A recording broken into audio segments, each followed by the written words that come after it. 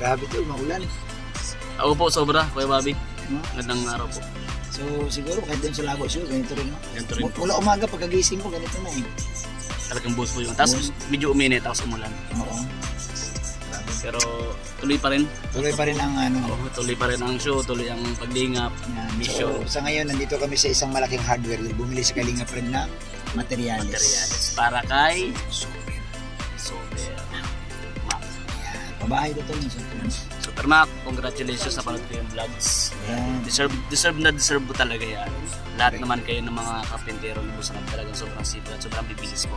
And higit sa lahat po, isipag, sobrang bait, and may respeto. Yun na po napaka-importante. May respeto ka sa taong tumutulong din sa'yo. Siyempre, sabi nga ni Super Mac, Kuya Bobby, yung nagkatrong po kami ng trabaho dati. Sobrang laki yung tulong na ni Kuya Bal para sa pamilya. Siyempre, tayo naman nagagaya natin, di ba? Totoo. May trabaho tayo, bigyan tayo ng trabaho ng isang kaibigan natin o kaibigan natin. Sobrang laking tulong po para sa pamilya. Totoo yan. Kaya, saludo ako kay Super Mac. Siyempre kay Boss Kalingap Rob. Siyempre, Kuya Bal. Sila po yung dahilan niya. Pero ato, maliban dito sa napag-usapan natin itong panahon, ito, mayroon na akong tanong.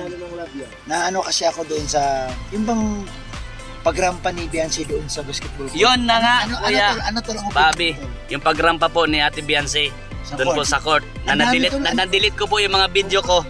Tol, ang dami po naghiyawan doon sa court. Sobra. Nung paglabas ni Beyonce. Napakalupit. Ano? Andun kami.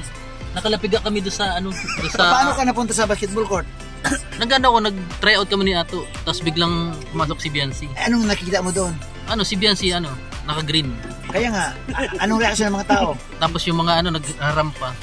Siyempre masaya si Beyonce. Masaya siya? Nandoon ka talaga? Andun. Walang biro? Oo, nakalapiga. Ano Beyonce? Tanong mo si Beyonce. Wala man dito si Beyonce. Huwag mo tanongin, wala. Ay, wala pala si Beyonce dito. Sinong Beyonce? Si Kuya David? Ano, Beyonce, di ba? Wala dito si Beyonce. Anong Beyonce ka ng Beyonce? Tinatanong lang kita doon sa rampa. Kung anong... Dito. Ha? Yung pagrampa ba ganyan doon sa sa basketball court? Yung pagrampa ba ganyan sa basketball court? Wala doon ako. Anong masasabi? Ano yan? Ano? Umabot kami ng gabi doon. Mawing gabi? Oo, mga alas. Pero nakawin na kami alas 10. Narinig mo yung hiyawan ng mga fans doon sa loob? Oo. Grabe. Nung pumasok si Beyonce, grabe. Grabe. Eh, anong misis mo kay Beyonce? Ay, Beyonce, sana wag kang magbabago. Ano man marating. Ay, grabe talaga. Parang kinikilig ka to lah. Saka ang malupit doon. Ang malupit doon, yung umataw po si Ate Beyonce doon sa gitna po. Sa gitna ng court? Oy, sa gitna ng court. Grabe ang mga tao. Ay, oo. Nagsigawan po guys, mga kalingap. Sobra. Yan. Tol, ito, gagawa lang naman tayo dito ng parang ano lang, good vibes lang. Ayan, good vibes. So, tol, ganito lang ha. Anong pakiramdam mo tol? Dahil na-witness mo naman yung, napanood na natin ang pag-ano ni Beyonce, ang dami talagang nagsabi na sexy siya, maganda. Ay, yun po, ano na yun, kahit di natin sabihin na sexy, maganda. Ano na eh, kumbaga napapanood nila, yung para kasi model talaga siya. Payat kasi talaga si Beyonce. Kumakain pa payat si Beyonce tol? Opo, tamang diet. Tamang diet at yung pagkain 3 times a day, masustansya na kinakain natin Beyonce po. Kaya tingnan niyo yung aurahan niya. Paglakad pa lang. Oo. Energetic, yung rampa, yung sayaw. Ay lalong interview po. Yan. Eh, tol, ito ha. May tatanong na ako sa'yo. Kunyari lang to ha. Opo. Kunyari lang. Ano kaya tol ang pakiramdam tol ni Ido tol na ito yung mga narinig niya sa mga tao doon na grabe ang paghanga kay Beyonce. Kunyari ikaw si Ido tol, anong masasabi mo? Kunyari lang ha. Isang salita lang po. Kunyari ako si Toledo. Oo. Proud ako. Grabe. Sobra. Kasi napakalaki po ng pagbabago from the start po na vlog po si Ate Beyonce. Oo. Hanggang po ngayon. Iba. Sobra po yung improvement sa sarili din ni Ate Beyonce. Sobra improvement. Kaya kung tatanungin mo ako bilang kunyari lang po sa ako si Toledo. Kunyari nga kasi proud. Wala dito si Ido. Wala po si Toledo. Proud po ako. Sobra. Yun lang. Isang salita lang, proud. Proud. Proud yan. Ito, tanongin ko si Yoyo. Kasi kapartner natin. Member to ng 3 bugok eh. Bugok na itlog.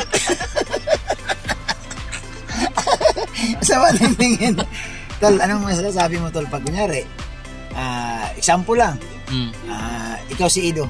Anong masasabi mo kay Beyonce nung nakita mo na naging muse sa isang team? Ay grabe, pati ako mapasigaw, magulong-gulong pa ako doon sa Happy ka naman. Uy, just siguro hindi naman siguro ganun reaction. Talagang ang reaction ni Edo simple proud siya, proud. Simple lang kilig niya, pero deep inside talaga masaya. Parang sasabog na. Oo, yun. Siyempre kilala natin si Edo, tahimik lang siya, mayayain, pero grabe talaga, tol. Yung makita ko, tol, yung paglakad ni Beyonce, tol, yung sumayaw, grabe. Deep inside. Ang daming kinilig doon. Diba kasi Baybayin sa loob. sa lahat ng muse doon, kasi maraming muse doon hindi lang yata 5 na muse Oo. Rumampa. Kaya nga Siyempre tayo, Tagalog daw ng deep inside. audience tayo Di ko alam ay. Baybayin sa loob. Pag audience tayo, titingnan natin yung lakad, yung energy ng contestant or ang muse. Kung sino ba yung deserve na magkaroon din ng award.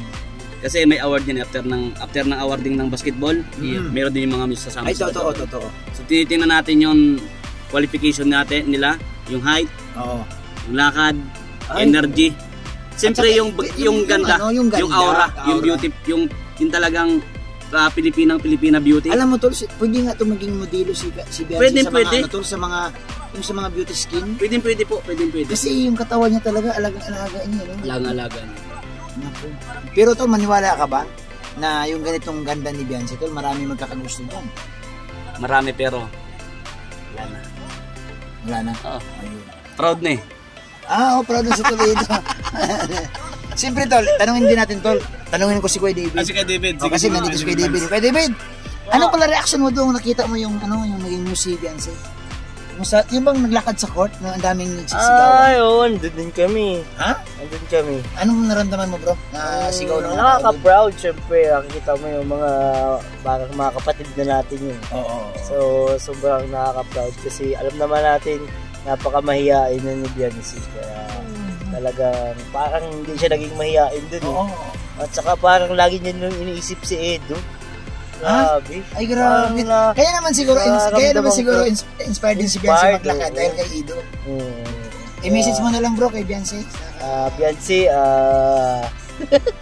sana ay magtagal pa kayo ni Edo. Sana ay kami din, maging kayo na talaga. Yan, hanggang sa huli. Yan ang wish ko para sa iyo kasi tol, mga ilang kayang lalaki na ang gusto ni Edo na maging baby nila. Mga ilang lalaki lang. Ilang lalaki? Kasi mahilig si Edo sa basketball eh. 12 yan. Ang dami niyan tol, wag. Grabe, kawawa naman si Beyonce. Pero kung ilan yung gusto nila, okay na ako. Basta sila. Basta maging sila Basta talaga. Maging sila. Yan, happy talaga tayo dyan. Ayan, salamat bro. Sigurado ako happy din yung si Beyonce. Uy, wala na akong masabi. Ang masabi ko na lang, may nanalo na. Si Bobby yun.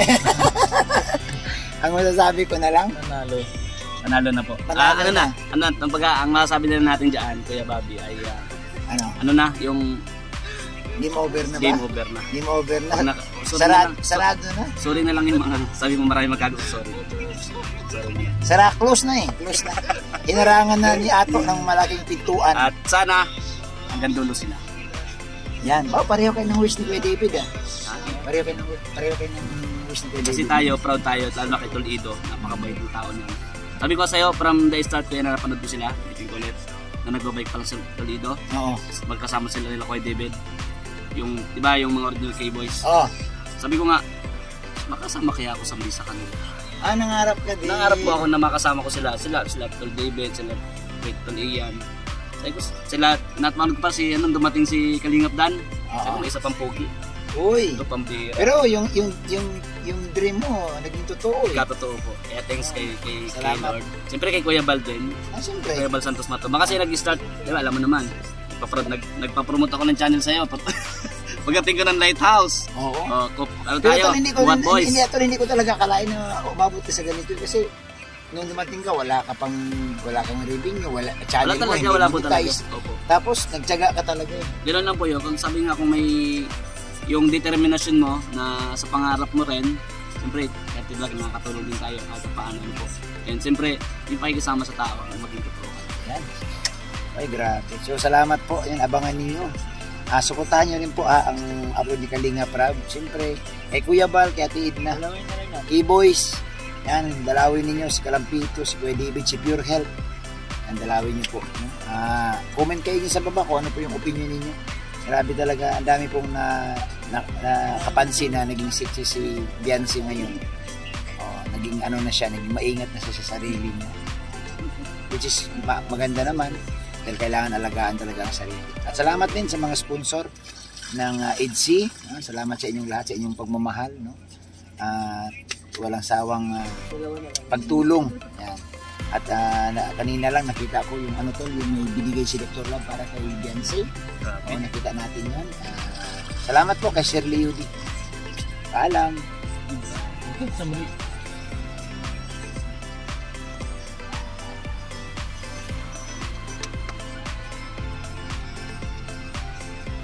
Makahabol man lang.